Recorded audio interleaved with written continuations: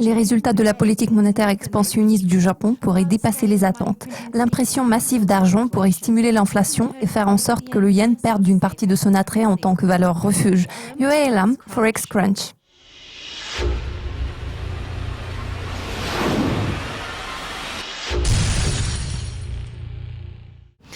Le yen a progressé contre le dollar après le vote pour le Brexit en raison d'une demande accrue pour les valeurs refuges. Cette tendance est-elle susceptible de se poursuivre à court terme? Oui, cette situation nous a prouvé une fois de plus que le yen japonais était considéré comme une monnaie sûre. Au vu du Brexit, du ralentissement de la croissance en Chine, de la faiblesse de la croissance en Europe et du rythme extrêmement lent de l'augmentation des taux d'intérêt aux États-Unis, le yen attire des flux d'investissement grâce à son statut de valeur refuge, bien que l'économie japonaise ne se porte pas très bien en ce moment. Nous nous attendons à ce que cette tendance se poursuive à court terme. Elle pourrait être stimulée par une accentuation de l'incertitude politique au Royaume-Uni et la réaction des États-Unis. Le raffermissement du yen pourrait également être déclenché par une nouvelle dépréciation du yuan chinois, la faiblesse des données sur la masse salariale non agricole des États-Unis et la baisse potentielle des prix du pétrole. L'économie mondiale n'est pas censée s'accélérer dans un avenir prévisible. Dans ce contexte défavorable, les investisseurs se tournent vers les valeurs refuges comme le yen. La Banque du Japon va-t-elle intervenir pour freiner l'appréciation du yen dans les mois à venir, à votre avis?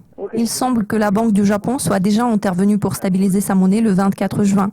Elle est susceptible de le faire à nouveau. Cependant, certains obstacles se dressent devant les autorités de Tokyo. Premièrement, le marché s'est montré résilient face à ce genre de mesures. Nous avons observé un rebond assez rapide du yen après la décision de pousser les taux d'intérêt dans le territoire négatif plus tôt cette année.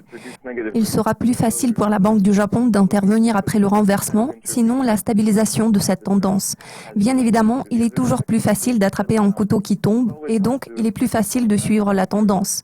Le deuxième obstacle réside dans le manque de coopération du côté des autres banques centrales. Ainsi, si la BOJ est la seule à intervenir, ces mesures ont moins de chances de porter leurs fruits.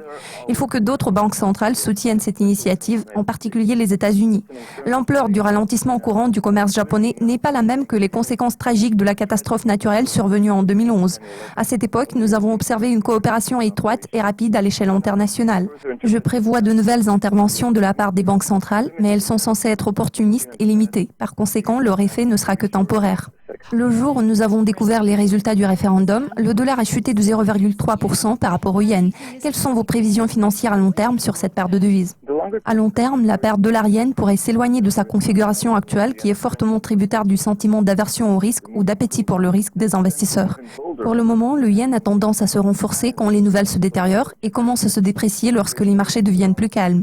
Beaucoup de choses dépendront des nouvelles mesures audacieuses que la Banque du Japon et le gouvernement du pays vont mettre en œuvre.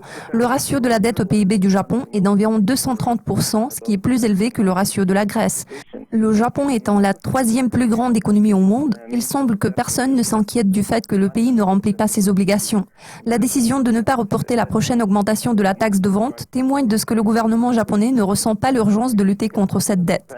Pour ce qui est de la politique monétaire, depuis la prise de fonction par Kuroda en 2015, une partie importante de la dette a été immédiatement rachetée par la BOJ. Cependant, cela n'aide en rien à atteindre la cible d'inflation. La prochaine étape pourrait ressembler au concept de l'hélicoptère monétaire, ce qui signifie qu'ils vont donner plus d'argent aux consommateurs pour qu'ils puissent acheter des biens en stimulant de cette façon l'économie, ce qui entraînera une augmentation des prix. Le Japon a toujours été le premier à prendre des mesures de politique monétaire audacieuses. Ainsi, le Japon pourrait être la première économie à recourir à l'hélicoptère monétaire après l'échec de toutes les autres mesures de stimulation. En revanche, les résultats de la politique monétaire expansionniste du Japon pourraient largement dépasser les attentes. L'impression massive d'argent pourrait stimuler l'inflation et faire en sorte que le yen perde une partie de son attrait en tant que valeur refuge au profit du franc suisse, du dollar américain et même de l'euro comme c'était le cas en 2015. Ainsi, les investisseurs pourraient tourner le dos au Japon. Ce scénario pourrait se matérialiser d'ici la fin de cette année, sinon au début de 2017. De toute façon, je ne prévois pas que cela se passe avant les élections présidentielles américaines programmées en novembre. Merci pour votre participation, Yohei. Cela conclut cette édition des prévisions, mais restez à l'affût de nos mises à jour régulières sur Dukascopy TV pour être au courant de tout ce qui se passe sur les marchés financiers.